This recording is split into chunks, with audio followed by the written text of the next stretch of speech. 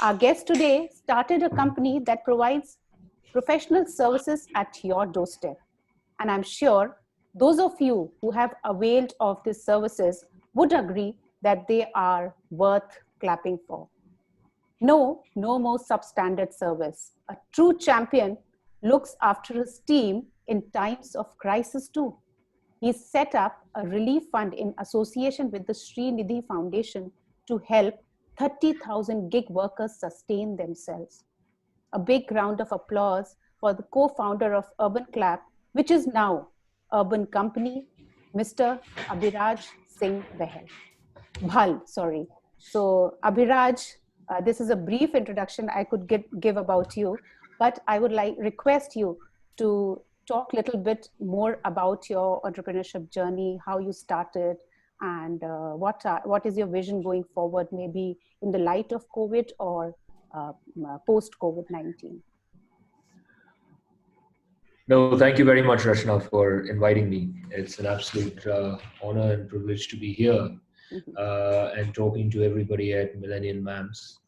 My entrepreneurial journey started about 6 years back.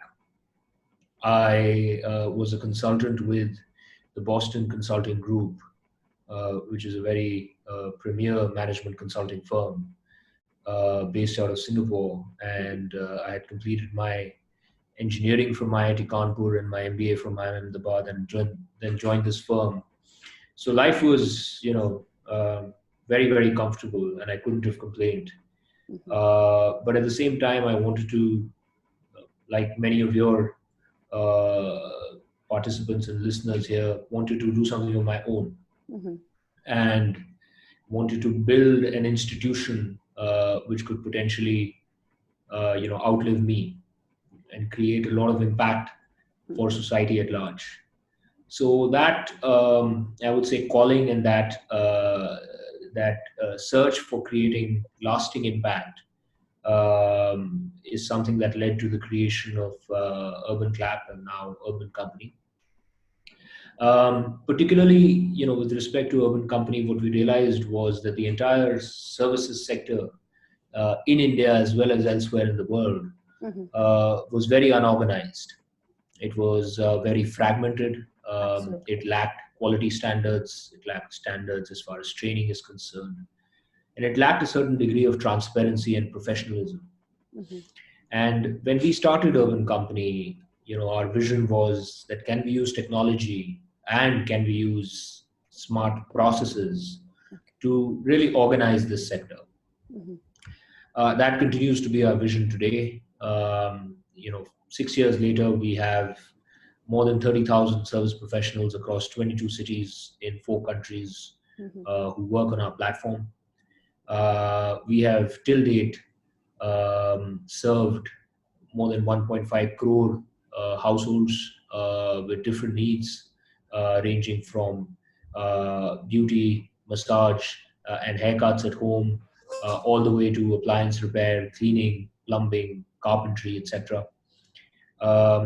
Our entire bedrock and focus has been around trust and safety, where we assure our users that every single service professional is handpicked, is trusted, and is quality controlled and trained personally by us.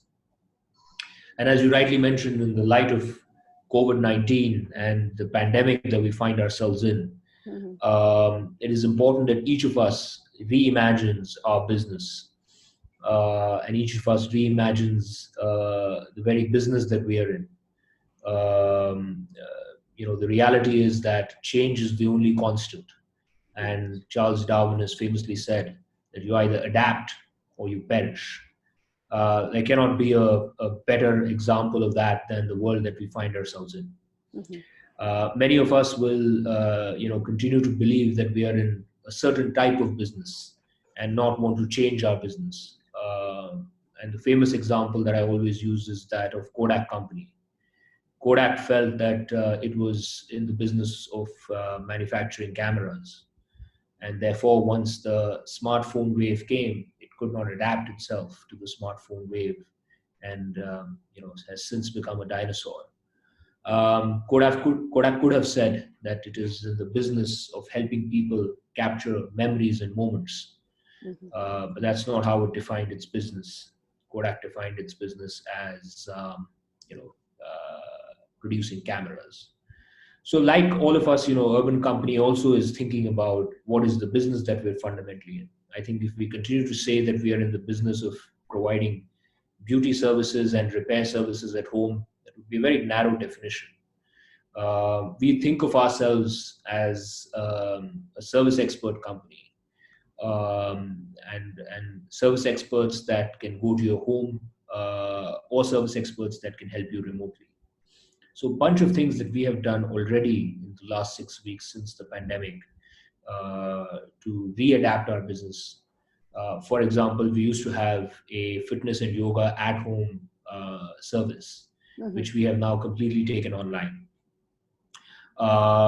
In almost all our categories, we have put in place extremely strict safety protocols, including daily temperature checks, distribution of masks, gloves, sanitizers, eye goggles, a very, very elaborate health and safety training program, very elaborate SOPs and protocols as far as safety and contactless services are concerned. We've also launched overnight completely new services which never existed. For example, 10 days back, we launched a disinfection and sanitization service. And today we are, sending hundreds and thousands of service professionals to disinfect and sanitize hospitals, police stations, and a whole bunch of public spaces as well as homes. So I think, this is an interesting time in all our lives, and it's important for us to reimagine the business that we're in. But let me pause there.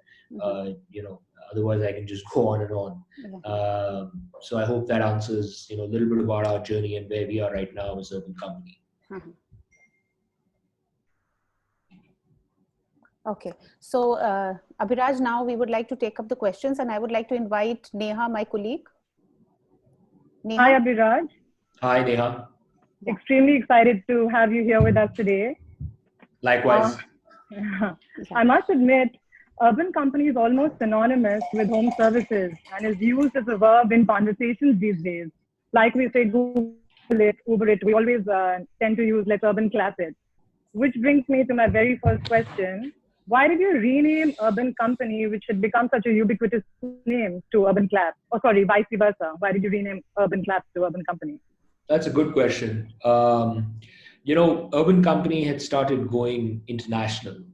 And towards the end of 2019, we had launched in Australia and Singapore. And as we were going international, it just felt that we needed to adapt and change the name to a much more international name, which is more globally acceptable, as well as gives us a brand architecture which allows for some sub-brands to start emerging, whether it's sub-brands which are specific to countries or specific to categories. So, Urban Company was that universal international name, which also allowed us to over time create, let's say tomorrow we are launching a cleaning and disinfection service. Can we call it Urban Clean, Urban Sanitize, Urban Beauty, Urban Spa, Urban Painting. So a whole bunch of, subcategories can be housed. These could also have local names. If you were to enter a country like Indonesia, there could be an urban and then a Bahasa name attached with it. So I think a lot of thought was put into, thinking about how, what's Urban Clap 2.0 in some sense, right? And whether that's geographic expansion or category expansion. And in that spirit, we decided to change the name for the next big journey of Urban Clap, and therefore consequently changed it to Urban Company. Great. I mean, that's fair. It kind of, entering Australia and Sydney and Singapore now, you had to think of the entire global footprint and the company, what it brings with it. Abhiraj, tell us, how do you make sure that the client-vendor experience is consistent in terms of service quality? Because the quality can vary from each vendor, and so can the perception of quality vary from customer to customer. Yeah, that's also a very good question, Neha. And I think at the heart of the question is the notion of standardization. How do you drive standardization of service and of the service experience in a category that is so fundamentally non-standard? I think there are many things that one has to do to drive standardization. At the very least, one has to invest quite heavily in training to ensure that all service professionals are at a basic hygiene standard of service quality. It's not very commonly known, but today we are amongst the largest trainers in the country. We have more than 100 training academies, a full-time in-house training fleet of 200 plus trainers. And in any given month, we are training 4 to 5,000 people. And we expect post-COVID and post-lockdowns, as things begin to settle, the need to train more than 10,000 people a month. So training is a very big part of our investment in the back end into the quality of the service professional and in maintaining that standardization. Similarly, any products that are used in the service delivery, this could be cosmetics, this could be oils, this could be cleaning material, this could be paint. How do you standardize those? So again, little is known that we actually run a fairly large e-commerce company at the back end, which buys all of these products from leading OEMs like L'Oreal, O3 Plus, Diversey, uh, VLCC, Asian Paints, and the likes. And then we actually distribute them directly to the doorstep of our service professionals. This ensures that there is standardization in the products that are being used, as well as helps in the service professionals purchasing these products at much lower than market prices because the buying power of Urban Company is made available to them, and the bulk buying nature of our platform is made available to them. So that's the second. The third is our technology platform. And this technology platform in itself does a lot to ensure adherence to standard operating procedures. It knows exactly when you leave your home as a service professional. It knows exactly whether you reached on time. It knows if it's you versus somebody else. It knows whether you're wearing a uniform. It knows if you've laid out all the things properly. It knows if you've been sticking to the invoicing and pricing of the platform, etc., etc. And then I guess the most powerful feature at the end of the day is our entire ratings and review engine, which allows consumers to rate service professionals and hold them accountable. And as a result, for the first time, service professionals know that there is a consequence of the kind of experience that they deliver. And in most cases, they want to therefore deliver a good experience, because the higher your rating, the better your performance of the platform, the more money you make. So it's also about aligning the incentives of the service professional with the incentives of the customer and the incentives of the platform. There are many other things that we do. We have a warranty program in repairs, which gives a 30-day, no questions asked, free revisit in plumbers, electricians, carpenters, and a 90 days, no questions asked, free warranty and revisit in appliance repair. We have an insurance for all customers up to 10,000 rupees. If by chance the service professional ends up breaking something at your home, then it's insured up to 10,000 rupees. So there are a bunch of other things that we do to drive that quality and that consistency. That's brilliant. No wonder the valuation of the company is nearly $1 billion, less than 6 years of operations. Abhiraj, I also wanted to ask you my next question, which you probably wouldn't like me to ask on a forum like this, but I will take the liberty. I believe you've given the representatives at Urban Company a carte blanche to do anything to win back the customers, including no limit on refunds. How does that work out in reality? See, I have a very firm belief that in order to get the best work out of your team members, you have to do two things.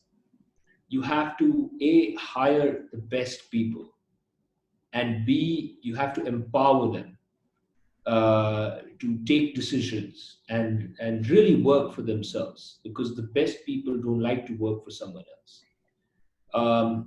I think India has entered a very different, fundamentally very different phase in its journey of creating corporates. Um, you know, let's talk about, let's say, the India in the 80s and the 90s and the early 2000s. Um, Most people who were running companies were born in an India of license Raj, uh, you know, and therefore the belief was central power, central authority, and an employee is an employee and promoter is a promoter. Um, and there was always that distance between the management and the worker, because that was India in the license Raj. You know, then there was a phase in the middle where India kind of had one leg in the license Raj, inspector Raj, and the other leg in the market economy. I think there is an India of today, the companies that are being set up now in the last 5, 6, 7 years. Most people who are running these companies, like me, haven't seen an India of the license Raj. We were born in the 80s or the 90s. So, by the time we actually started to understand, India was already well and truly in its market economy nature. And this India is an India that is dying to accept capitalism. This India is an India that is dying to give the worker equal stature and equal footing. This India is an India where the CEO doesn't have, a cabin that he sits in. He sits in the open with everybody. There's no sirs and ma'am culture. Everybody has the ability to make decisions and make mistakes. So for this India, and if you want to build a company for the future for this India, it's very, very important to empower. This India doesn't like to be given directions and follow SOPs. Many of them are significantly smarter than the previous generation, more well-read, more well-educated, more well-traveled, etc., Absolutely. etc., etc. So that's at the heart of the philosophy of Urban Company. This concept of ownership, that whatever is being done, give ownership to the team members. And I hate to use the word employees because it immediately takes away from the concept of ownership. So give the team members the authority to make decisions and make mistakes.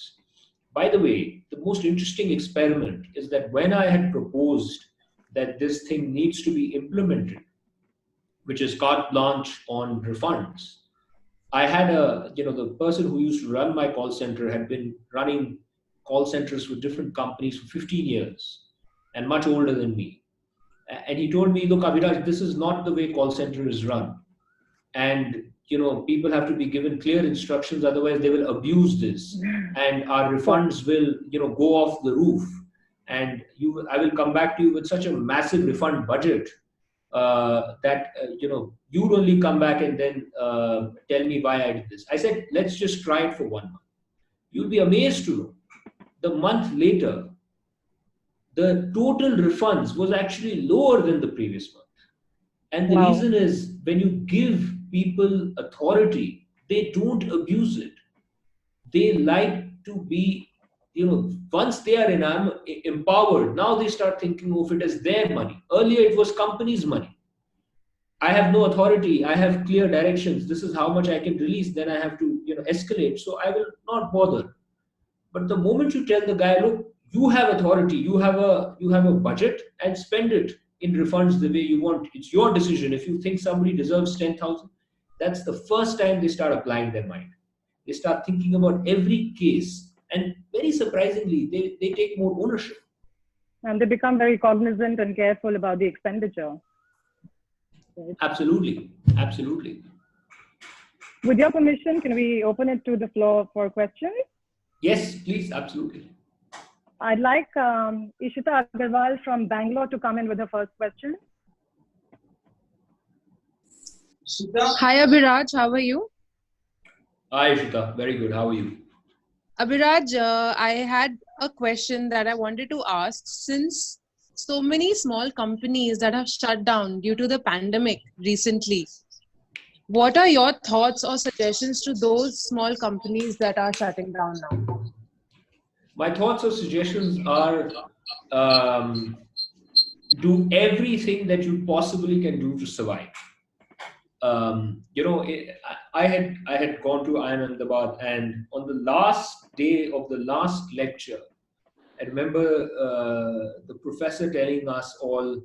He said, "Look, most of what has been taught to you is not going to be of any use," and I kind of agree. It wasn't. But he said, if there's one thing that you can remember, uh, it is that in business, never run out of cash. Because if you have cash, you will live to fight another day. But if you run out of cash, that's it, your company is dead. So, to all small companies, large companies, medium companies, I have only one thing to say, which is survival is the first and most important thing in this time. And it's going to be a long battle. Many of us believe that it will all go back to normal in 3 months or 6 months. But that's not the case. I certainly don't believe that's the case. I hope it is the case. And I pray that it is the case that things go back to normal very quickly. But as entrepreneurs and as businessmen and women, we have to hope for the best, but also prepare for the worst. And I think it's going to take at least a year and a half to 2 years before things start to feel normal again. I was talking to someone I deeply respect who has built a few companies and is now an investor. And I asked him about his experience in previous recessions. And he said, Abhiraj, in 2001, I was a founder running my company. And one of the few lessons I had was that by the time things started to feel normal and started to be like normal again, it was actually 2003, 2004. Until then, things weren't really normal. And similarly, in 2008, during the financial crisis, 2001 was, of course, the dot-com crisis. In 2008, during the financial crisis, he said by the time things went back to normal, it was 2010, 11. So I don't want to sound negative, but I do think that as human beings, sometimes by nature, we are optimistic. And by nature, as founders and entrepreneurs, we are the most optimistic of the human race. But sometimes, and most times, that optimism serves us well, but sometimes that optimism can be misfounded. For example, many of us might think that the core crisis, which is COVID-19, might last 3, 4, 5 months. But the reality is that until we have a vaccine or a strong drug, we'll have to live with this crisis. So the core crisis itself could be a 9 to 12 month long affair at the minimum. But even after the core crisis is over, as human beings, we are scarred. And it takes time for those scars to heal, and it takes time for the economy to come back to normal. There's second order and third order effects of businesses that have shut down and people who have lost their employment and so on and so forth. So, in this environment, as a business owner, it's very important to ensure that your business survives. Because if it will survive, you will be around to fight another day when things go back to normal. And that at that point of time, your business which would have survived, which would have emerged much more resilient, much more stronger, will be in a position to take the opportunities that are available because many others would have died and not survived. And then you can actually see 2, 3 years of very rapid growth if you can capitalize on that phase. So, yes, the unfortunate truth is that, like in all recessions, even in this one, there will be many small businesses that will not survive. And the real question to all of us is that will our business survive, and eventually will it emerge as a much stronger, more resilient business which will thrive post the pandemic. Thank you, Abhiraj. That was really insightful. Can we have Srinidhi Bajoria come in next, please? Yes, thank you, Neha. Hi, Abhiraj. Hi. So my question to you is, Urban Company is primarily a service-oriented company. Yet I read somewhere that you have applied for an NBFC license. So if you don't mind, if you could share with us what was the business idea behind that, and does that, considering the current environment for NBFC is not the best with the COVID disruptions, so does this change anything for you going forward? See, we had applied for an NBFC license because we had realized that we have a captive fleet and base of 30,000 service professionals, and that number will, cross 1 lakh very soon, who have all kinds of needs, from short-term loans to long-term loans, and business loans, capital purchase loans. So how can we as a company fulfill these needs versus being reliant on the third-party lender?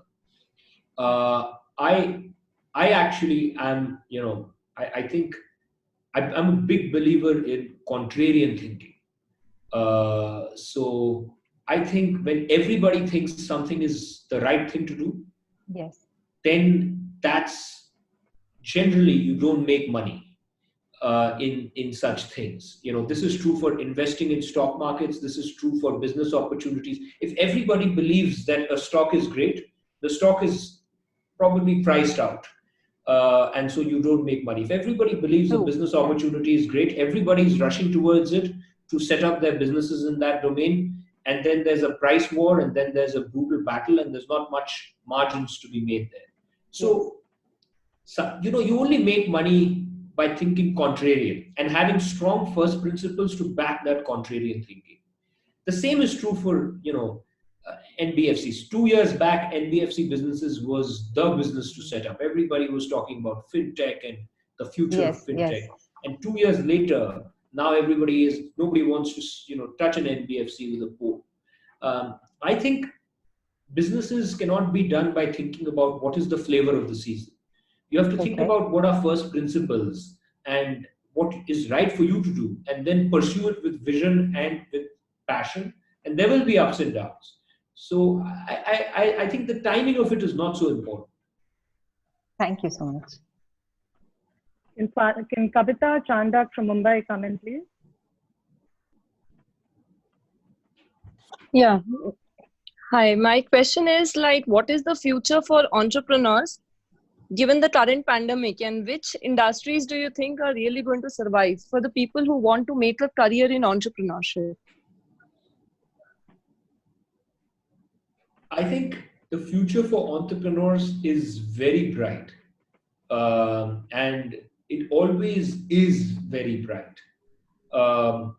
Regardless of how gloomy the current environment looks, the reality is that entrepreneurship is the only way in which societies have created wealth for society and moved forward, right? Anybody who works in any kind of an organization is an organization that was created by an entrepreneur at some point of time.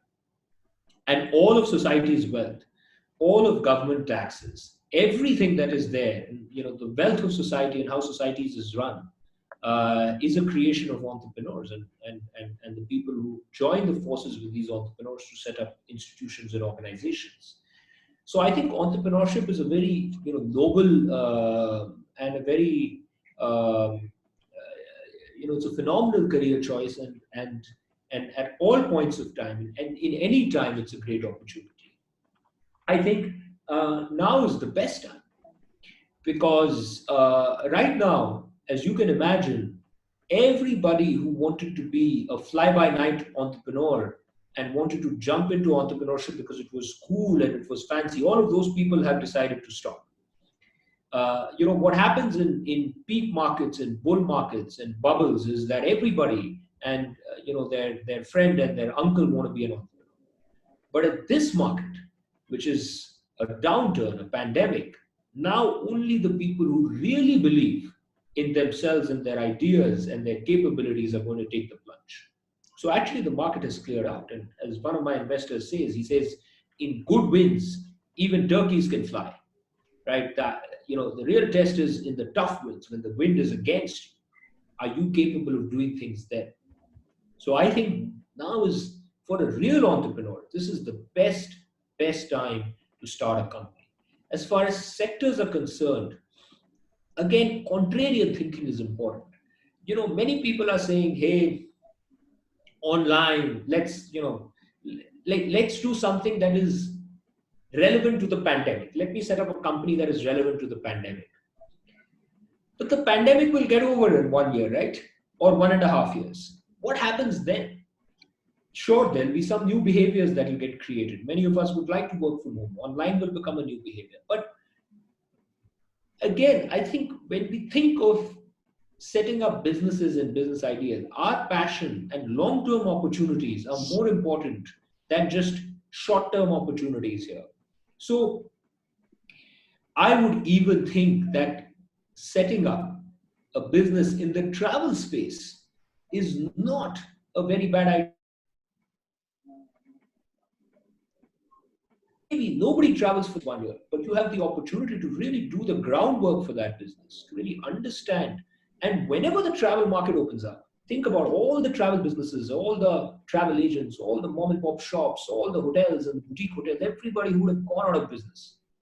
And if you have an interesting idea and an innovative idea, you can actually capture that moment. So some of the best companies which I'm very bullish about, some young companies actually in the travel space, who are going to use the next 1 year to really get their product right, really get their service offering right, and really survive. And given that many people in the travel space will get wiped out, they are the ones who are in a position to then capitalize on that opportunity. And therefore, investing in a company when it is already capitalizing on an opportunity makes no sense. So the people who have the ability to identify those companies today and make a decision and a bet on those companies are the ones that are going to gain, right? So I think, apply the contrarian thinking with the real belief of entrepreneurship. I think now is the best time to be an entrepreneur.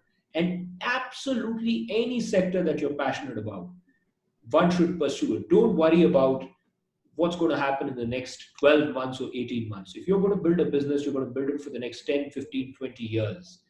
10, 12 months doesn't really matter. So if you're passionate about a particular space and an idea, and you think that you have belief in your own self, then now is the best time to pursue it. Yeah, thank you so much.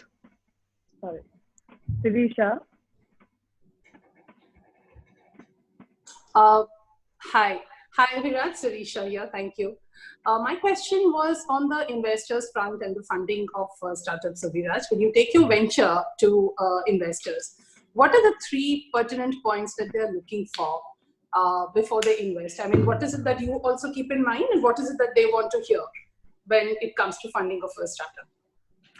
I think a lot depends on the type of investor that you're talking about. Is it an angel investor or is it an institutional investor, which is more venture capital and private equity? Let me focus on the second part, which is venture capital and private equity, and then I'll also talk about angels. See, venture capitalists and private equity investors are a very narrow set of investors. What they're looking to do, unlike banks and bank funding or NBFCs, is they're looking to take equity ownership in your companies, and they're looking for companies which can become very, very, very large. Rule of thumb is they're looking for companies which could become, let's say, $1 billion in valuation, which is about 7,500 crores. Now, not all businesses and companies can become 7,500, 8,000 crores in their valuation, but they're looking for those type of ideas.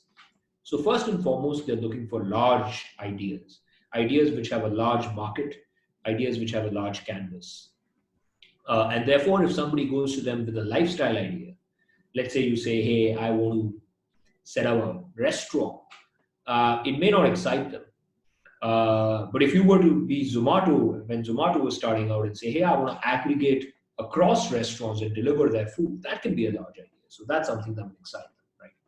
If you went to them and said, "Hey, I want to start a salon chain or 5-6 salons," that may not excite them.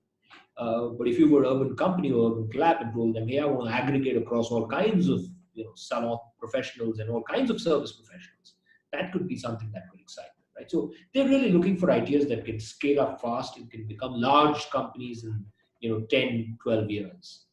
I think the second criteria that they're looking for is high quality teams, not necessarily experienced teams, high quality teams. Teams which have just been very good, people who've been just very good at whatever they've done in life. They've always excelled. They have a high bar for excellence.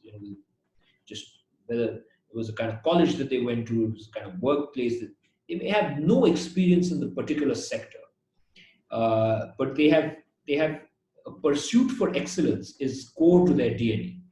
And I think that's, if I was to invest, for example, in my own money in any entrepreneur, I would prioritize passion and excellence, pursuit of excellence, significantly more than prior experience. In fact, my belief is that prior experience sometimes is a handicap because it doesn't help you think. It helps you think very incrementally. It doesn't help you think big. It doesn't help you think more expansively. And therefore, I think that's the key as well. That's not true for all sectors. Some sectors need prior experience because they have domain expertise which is at the heart of the sector. This is true for healthcare and education and a few other sectors. But for most sectors, I think excellence is something that investors will look for in their teams. They'll also look for teams that think big, that don't want to just make a lifestyle business and will be happy with that. And they want to look at entrepreneurs who have a dream, to make it large, who are thinking about building the next Fortune 500 company, the next Fortune 1000 company, large, impactful organizations, and who have that kind of a vision, because the vision of the entrepreneur is also very important. Tomorrow you have to recruit teams, you have to get some of the best people to come and work for you. You have to help them scale the company. You have to get more investors. You have to get customers. So many things it takes so much to create a large organization. So really the vision of the entrepreneur is very critical. So that's another thing that they look for. So large market opportunity, good high quality teams. And I think the third is they look for some proof of the pudding, right? As they say, the proof of the pudding is in the eating. So they actually look for, have you actually made some progress? Do you have a working product, a prototype? Do you have some revenues to show? Are consumers liking what you're doing? Is there some real traction on the ground? Versus just, ideas on a piece of paper or a presentation. I think nobody really likes just presentation. Sometimes you can get lucky and you raise money on presentations. But most people will raise money on actually working products and working ideas and working solutions, right? And really the feel that one has to give the investor is that, any investor likes to invest in a startup and a founder that he or she feels that this person is on their way. This person is going to be very successful in their life and with this company, with or without me. It's like a train that's leaving the station and now the investor, has a limited period to jump on it or not. No investor wants to invest in an idea or a founder. They feel that, oh, my investment is going to make this guy successful. No, then you will not be, So that's the key difference. The investor's investment is not going to make the founder or the company successful. If the investor ever gets that sense, he will not invest in or she will not invest in. They have to get the sense that this founder and this company is well and truly on its way. They're building and they're running with it. And now it's up to me whether I'm a part of this this journey or not. Thank you so much. Thank you so much. Absolutely. Very well said. Namita, can we have you next, please? Hi, Abhiraj. Hi. Abhiraj, Urban Company is your second attempt at building a startup, right? What I actually wanted to know is that the second time around, which is Urban Company, it was born out of a personal pain point, but then the idea was actually rejected by seniors. So what was it about this idea that you believed that it had traction and you stuck with it despite all the naysayers? That's a good question. Yes. So I think you're absolutely right, Namita, that our first idea was not very successful. And which is fine. I think, the reality is that entrepreneurship is a very difficult concept to understand. And many of us have these theoretical understandings of, what it is to build a business and what it is to build a company. So one actually needs those, early failures and a couple of slaps to get a reality dose of what one is really into versus living in their la la land. So I think the first failure was really just to get us out of our own heads, which thought of ourselves as extremely God's gift to mankind kind of people who would definitely be successful. I think the second attempt, which was really the serious attempt, which is Urban Company. As I had mentioned, by this time I had started to develop my own theory and notion that contrarian thinking leads to creation of large outcomes. So I wasn't actually looking for validation. Okay. I was looking to get insights from the people I was approaching, and somewhere at the back of my mind, I knew that if I was going to hear only positive feedback, then that's a bad thing, because then it would be it's very clear then to people that this is a great idea. And if it's very clear to everybody that this is a great idea, then, maybe it would have already been done, right? So the thing about great ideas is it's only clear in hindsight. It's never clear in foresight, right? So, you're in foresight, it's like driving, with fog lights. There's a lot of fog, there's somewhat clarity. Most other people think that it's not going to work out, right? Every successful idea that you can think about, this is true. In foresight, it's not very clear. In hindsight, it's very clear, right? So, I think the same was true in our case, and the early rejections was not something that it was actually it told us that we are on the right path. Okay. Thank you for sharing. Can we have Shalini from Bangalore? Hi, I somehow expected you to be much older. So you're. How old do you think I am? I'm going to turn 50 next month. No, I'm sorry, I don't believe that. Oh my God. I just look young. No, then that's fantastic too. So what I wanted to ask you was, my business is fairly resilient. It's education. So do you think urban intelligent eating could be a service or a dream that I can have with Urban Place? I would love to train 10,000 people with you and reach the billions in my country and outside. Perhaps aggregate restaurants and have 300 calorie balanced meals going out. Is this an idea that could happen? Or is it too personal a question to ask on a forum like this? So let me comment on the idea itself. So just so that I understand the idea correctly, you're talking about healthy meals. Is that correct? Yeah. So the first thing, so what I do is I do education. I do education on nutrition.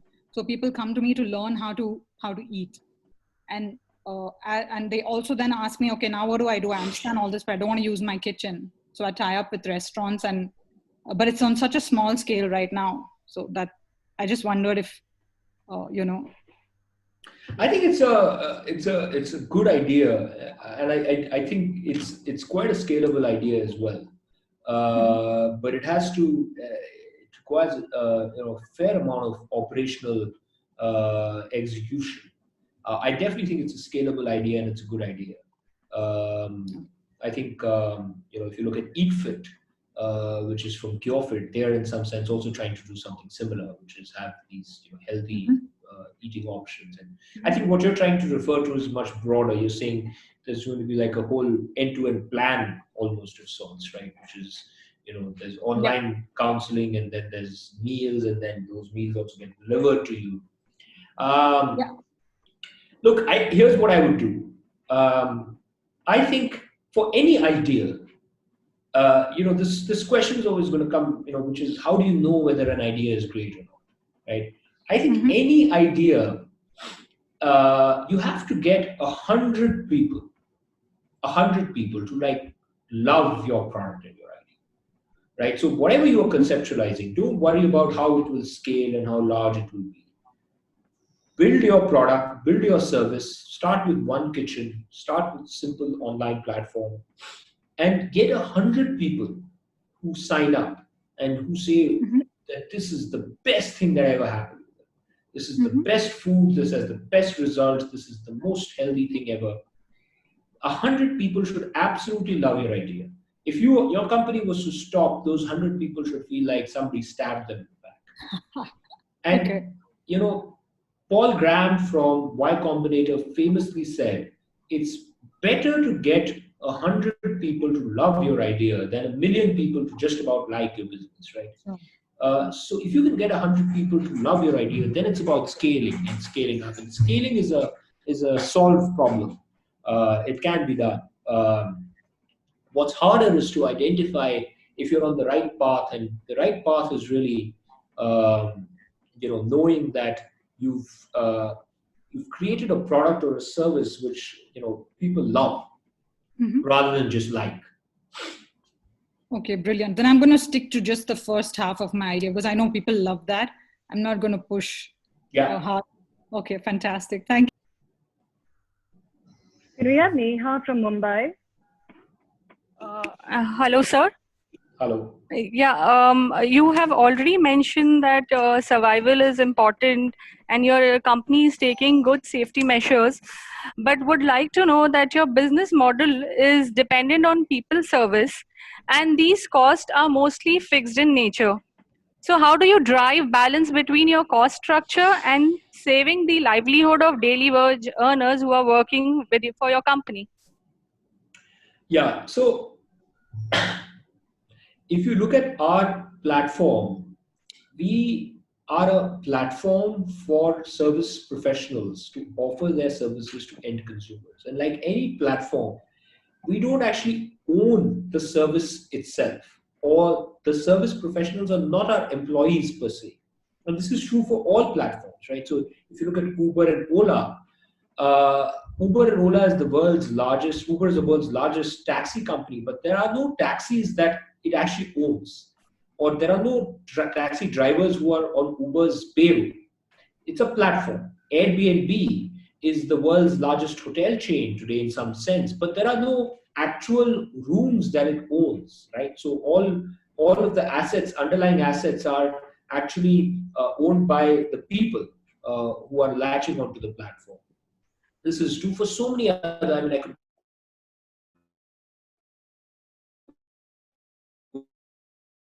go on and on and on.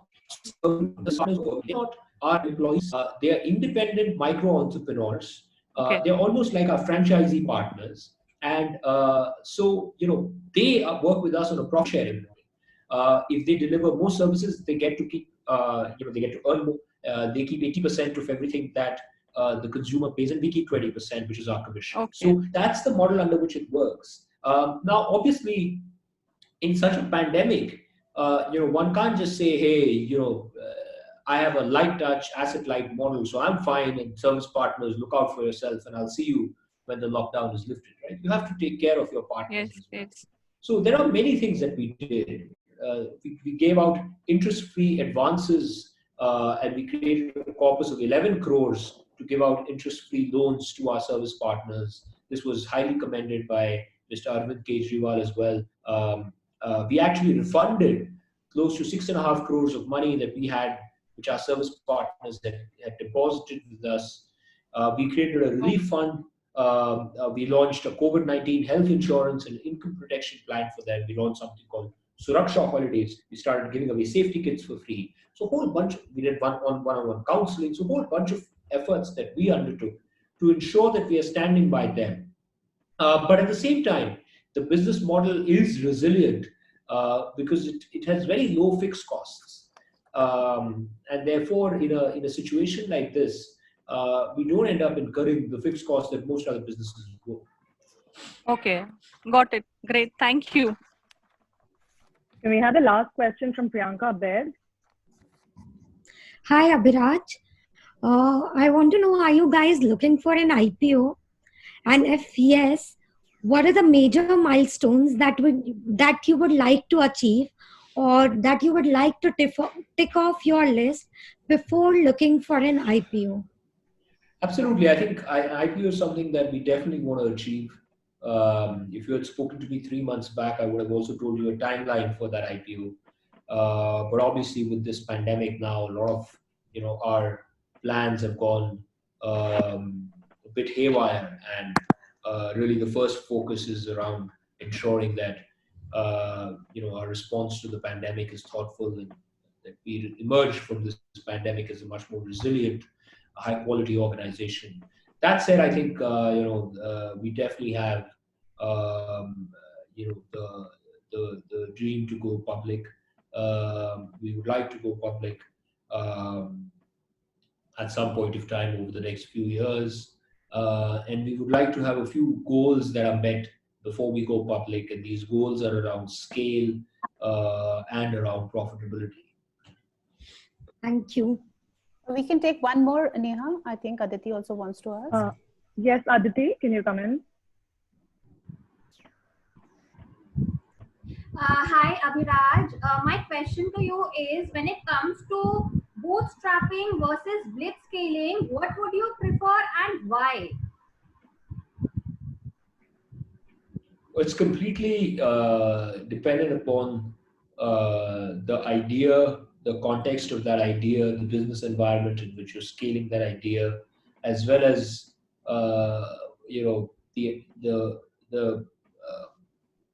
as well as the nature and the motivations of the entrepreneur. I think there's no right or wrong answer here. Some business ideas in certain environments can be bootstrapped, and the nature of certain entrepreneurs is that they don't want to raise external capital, and they would rather build their business in a way that they have 100% control over that business and can shape the destiny of that business without having this constant view that you have to scale fast, right? And that's right for many individuals. And then there are a few other ideas which are in competitive spaces where there are no spots for second place.